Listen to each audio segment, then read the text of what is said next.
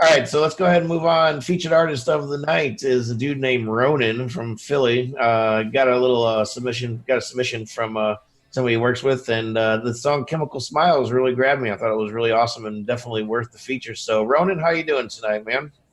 Doing good. Thank you, Joe. Thank you for having me. Yeah, man, it's great to have you. I'm glad you're here. Your music is pretty unique in a lot of ways, you know, and so I wanted to make sure to have you on the show. So why don't you tell us a little bit about who you are, what you're doing? Tell us briefly about Chemical Smiles. We'll go ahead and take a listen and come back and get deeper with Dave.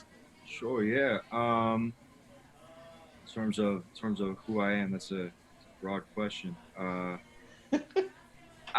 I don't know, man. I'm just a guy who makes music, and That works. yeah, when I make music, I care about it, and I do it. I do it because it heals my soul, and it's just something that makes sense to me in this crazy ass world. Yeah. Mhm. Yeah. So tell us a little bit about Chemical Smiles. There's a lot of imagery in the video of one hand, but it's doing some weird shit. What's going on with that? Yeah, so Chemical Smiles. That was the first song I ever wrote, believe it or not. Um, but it took a very long time to complete it, mainly because it went through many different transitions. First started out as like this prog rock, like jam band kind of deal. Okay. It don't sound like that anymore.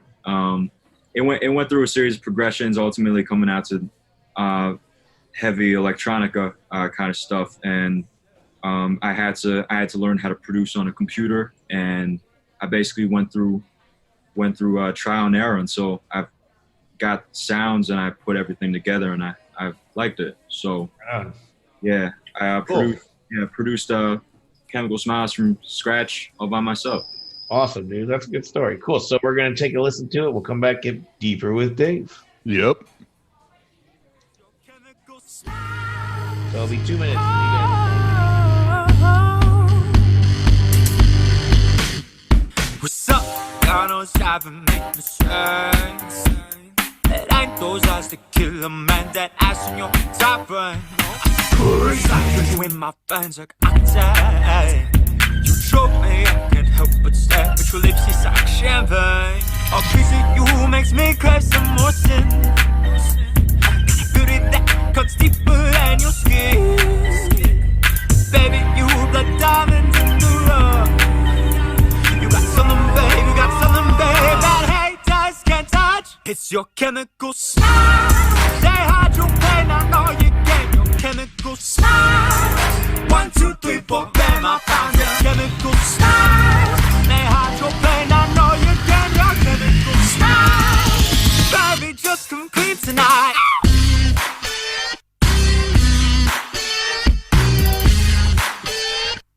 Baby, just come clean.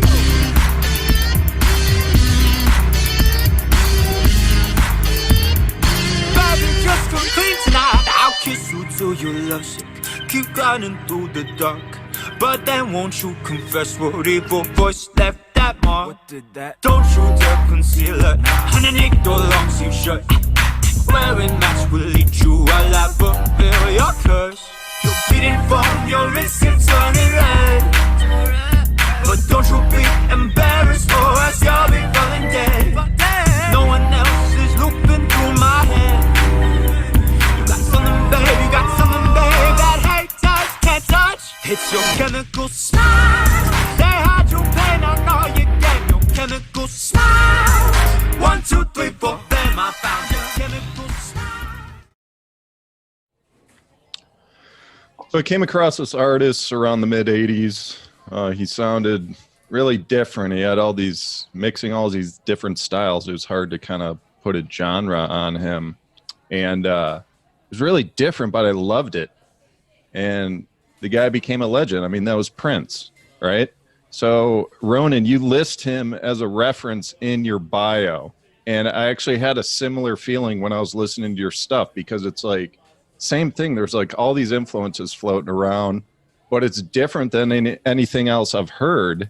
And it's cool. I'm like, wow, this is the kind of stuff that really impacts people, that kind of like steps out of the crowd, you know, and out of the noise and kind of does its own thing and then hopefully achieve some type of fame and sense. But yeah, Prince, like what does he mean to you just in terms of developing your sound?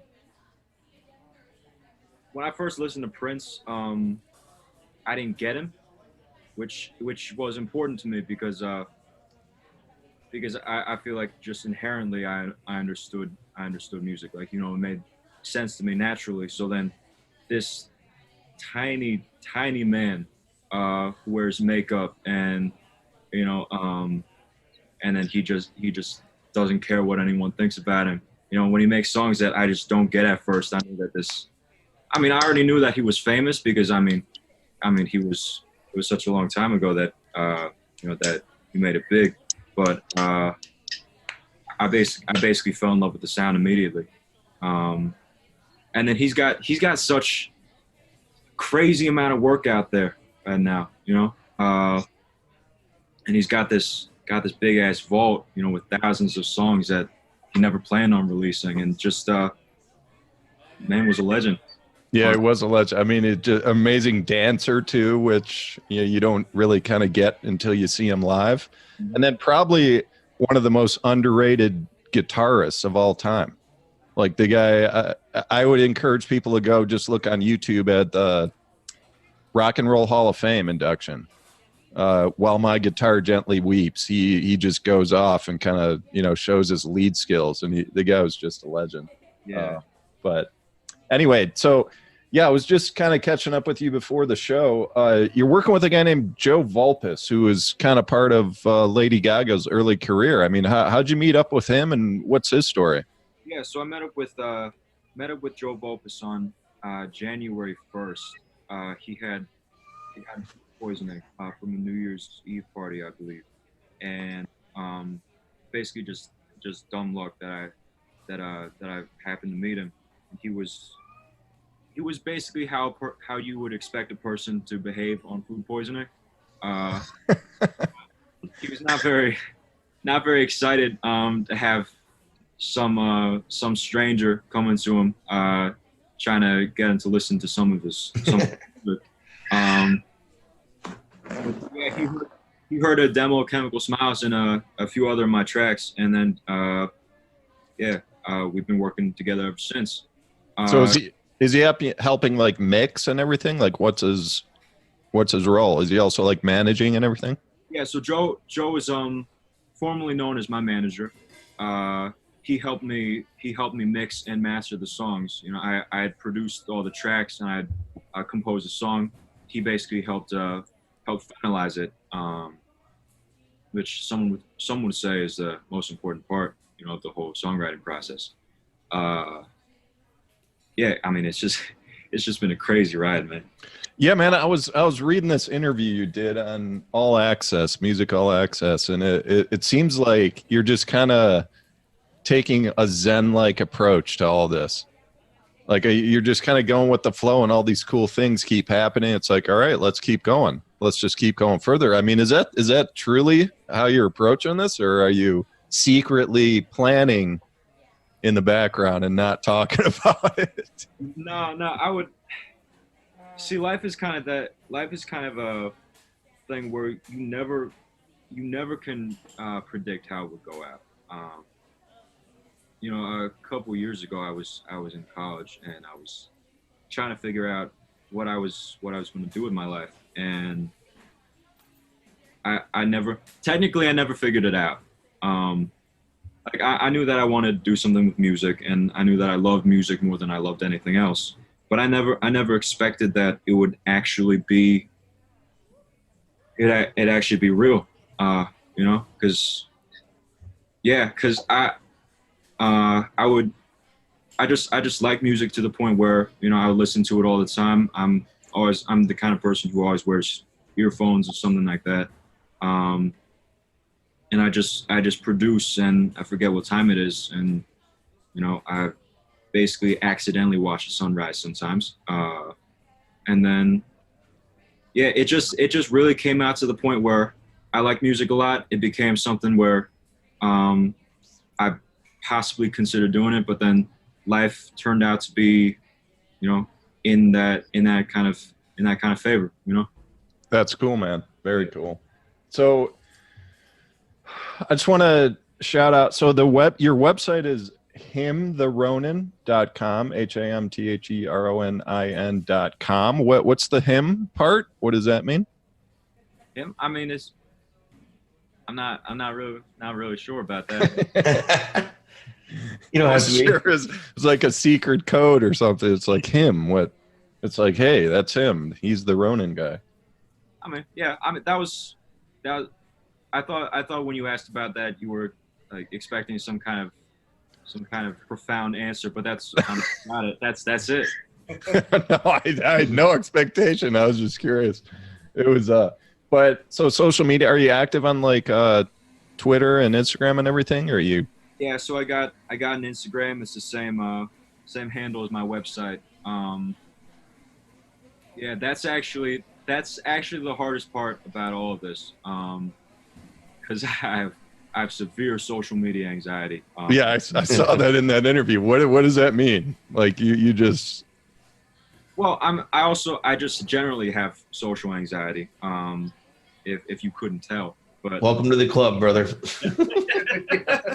yeah, but it's basically like I mean, I was bullied as a kid, and growing up in the generation that I grew up in, people find ways to fuck with you, and online is definitely one of those places, and that hit me especially hard, to the point where I mean, I was a ghost online for a little while. You know, I didn't have any social media, anything like that, because I just didn't find that a necessary part of my life, you know.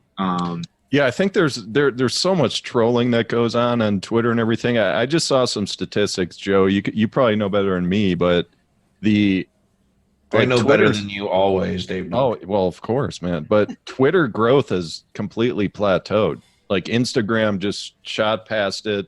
That's what people prefer to use now. And Twitter seems like it's just kind of dropping off. I wonder if that's part of it. It's just like the insane behaviors, you know, the keeps keyboard shooting itself in the foot. Yeah. Over and over and over again.